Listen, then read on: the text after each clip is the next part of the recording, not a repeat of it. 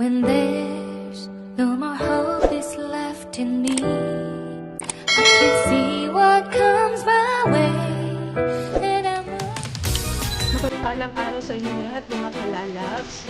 Nandito tayo ngayon sa my trading post, 10.5 of the Benguet, kung saan dito nila binabagsak ng mga gulay mula sa iba't ibang lugar dito sa Benguet. At sasagot na tayo dito kasi tumawag yung ating ko, may kailangan ng email. Kaya naisipan ko rin na mag-video call para makita nyo kung saan binabagsak dito sa Benguet ang mga gulay. At dito ay pumunta yung mga supplier mula sa iba't ibang lugar gaya ng Manila para kumuha ng mga nalilay.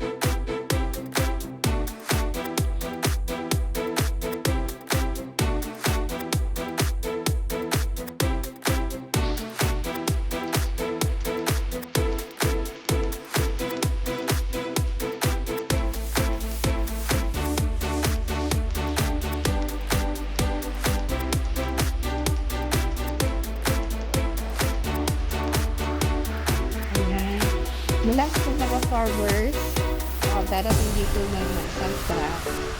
Tapos ipapasa nila sa kanilang suki. Yung suki naman na bumibigay sa kanilang mga pananim ay kumuha naman ng mga tao para sweldohan ng units at balot yung mga gulay. Kaya, hindi natin nagpapasal ng